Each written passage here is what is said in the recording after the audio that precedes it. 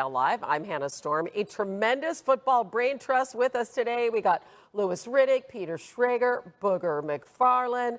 Gents, let's start with the defending champs. The Eagles lost some key pieces on the defensive side of the ball this season. Milton Williams and Josh Sweat each signed with new teams, and C.J. Gardner-Johnson was traded. But they paid Saquon, signing him to a 2-year, $41 million extension, making him the highest-paid running back in the history of the NFL.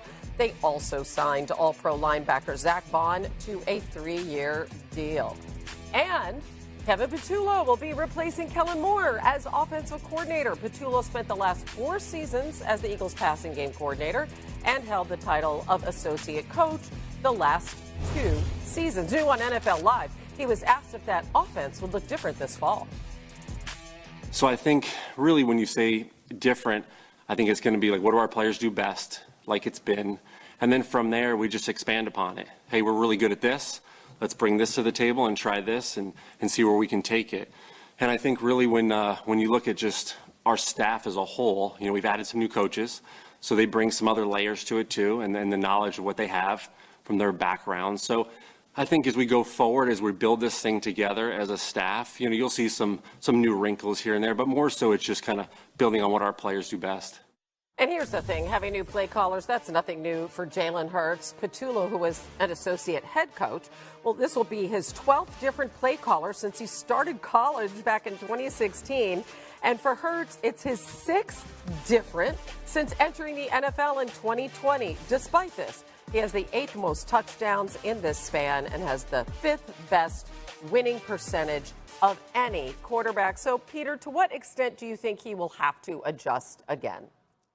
It's a wild stat. 12 different play callers since college, 6th new play caller since joining the NFL. And yet you look at Kevin Patullo's resume.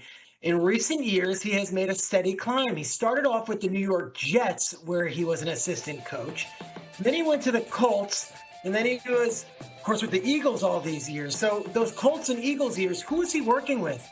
He was working with Frank Reich and Nick Sirianni. And I said, you know what? I know it's the middle of the day. He's at Stanford as their interim coach. I texted Frank Reich this morning. I go, give me something to tell the Eagles fans. Give me something to tell the audience about Kevin Patullo other than a guy who's in a baseball cap and the shadow on his face and talking in generic coach speak. Here's from Frank Reich earlier today, texting me. Really smart, but has no ego. He's hyper organized. He's got strong conviction, and he's an amazing collaborator and teammate. Look, Kevin Patullo is no stranger to Jalen Hurts. They've been in the same building for the last 4 years, and he's no stranger to Sirianni. They go back to their time in Indianapolis together. This is different than hiring from the outside or building an entirely new offense around Jalen Hurts' skills. This is, hey, we're trying to keep this as consistent as it is. And Louis, as you know, in a case like Jalen Hurts, you want to keep the trains on the tracks because last year ended on such a high note. Yeah, for sure. Look, I think the number one factor here is the fact that Kevin is no stranger to this building. He's no stranger to the offensive meetings. He's no stranger to Jalen Hurts. And quite honestly, the glue that's supposed to keep this all together, quite honestly, is the head coach, who he obviously has ultimate familiarity with Nick Sirianni. So that's how this should not get off the tracks. And I think one of the most important things that he said that leads you to the belief that, he realizes the same thing is the fact that he said, hey, look, I'm here to really just put our players in position to do what they do best. And I think what he's referring to is think about last year, how their offense evolved. What did they do best last year for the better part of the season? They captured a line of scrimmage, and Saquon Barkley went off and almost had a historic season had they allowed him to go ahead and break the rushing record. That's what they did. They realized what their strengths were. As Adam Schefter likes to say all the time, Stoutland U was in full effect, meaning Jeff Stoutland, the Hall of Fame offensive line coach, had all those guys playing great up front, and everyone just fed off of that. I expect it to be a lot of the same in 2025. And no doubt about it. And I love how we look at Kevin and talk about his prowess as a play caller. Here's the thing.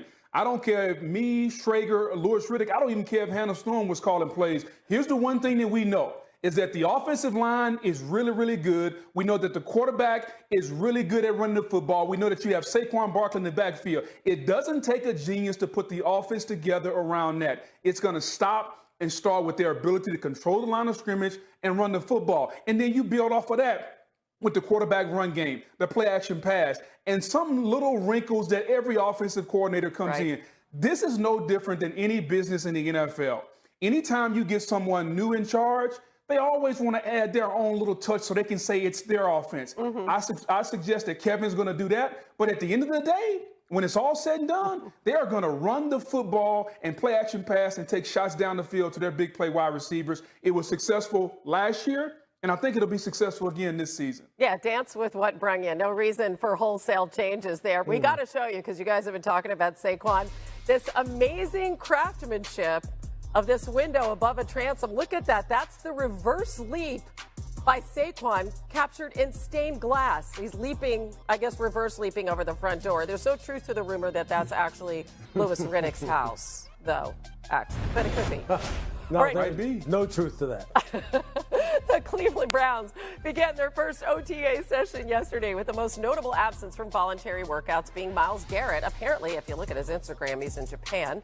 All the focus, though, is on the quarterback battle. It's very, very crowded there. Here's Kevin Stefanski. We're mixing it up every single day, so that's why I tell you not to read much into it, even though you guys don't listen to me.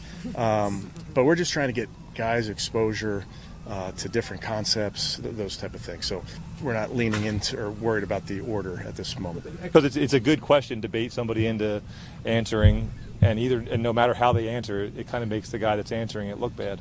If I say I don't want to be a mentor, I look bad. If I say I do want to be a mentor, then I look like an idiot that doesn't care about being good and playing football. I tend to try to be honest, and I've said I'm not a mentor. I play football. There's learning experiences, and I have a lot of experience, and I can talk on things. And hopefully they listen, but it's not necessarily like my job to like make sure they listen to me. And you gotta appreciate his honesty there, Bug. I mean, really. I love it. You got Flacco, you got Pickett, you got Gabriel, you got Sanders. I mean, what do you make of this crowded room, Bug? They got a lot of misfit toys in that room, man, and I get it. First of all, I love the honesty from Joe Flacco. His job is not to be the role model, the mentor. It's to come in there and be the veteran quarterback and try to bring some stability to their room. As far as the room in general, like Deshaun Watson, 2 Achilles surgeries, Flacco, Kenny Pickett with the 2 gloves, then you got the 2 rookies coming in with Sanders and Gabriel. I don't know what we're going to get from them. I don't think anybody with any sense knows what you're going to get from that room. I suspect at some point it's going to be Flacco or Kenny Pickett trying to figure out who's going to start, and then they're going to figure out with the young guys. I don't think Watson is going to be ready coming off not just 1, but 2 Achilles surgeries. So at some point, Louis, like if you're really going to be honest about this room, they really don't know what they have in this room right now, and they got to hope that somebody steps forward, whether it's a young guy or one of the veterans that they have.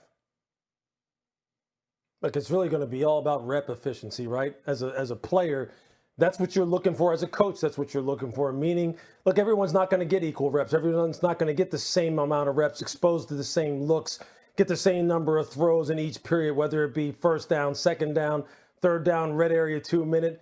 But it's about the efficiency. It's about having as close to perfect reps as possible. And then it's up to Kevin Stefanski. And then I think it's important for Kevin Stefanski to move this around from day to day, from practice to practice, to make sure, as he just said, make sure all these guys, though, are exposed to the situations that he needs to expose them to, so he can then make a real, a real organic decision about who's the best guy, so it's truly a meritocracy. You want to make sure that in the end is what comes out of this, and that you're not stacking the deck in one guy's favor over another, which we've seen coaches do now because they're human beings, and they want certain guys to excel based upon their own convictions going into it. And we've seen that mess things up in the history, and we'll see it mess things up going forward. I think it's so interesting what you're saying, because I remember covering the Seahawks in 2012 up at that training camp up in Renton, Washington, and they had the late Tavares Jackson in camp. You had Matt Flynn, who just signed a massive free agent deal, and in comes the 3rd round Russell Wilson, and he was bar none the best player. And then the preseason starts, and he's throwing touchdowns all over the Cowboys. And to a man, you couldn't look around to anyone covering the team or anyone within the organization and say anything. Then, hey, our 3rd round rookie is the best quarterback we got. He started week 1. It's really difficult for a day 3 quarterback to start out of the gate.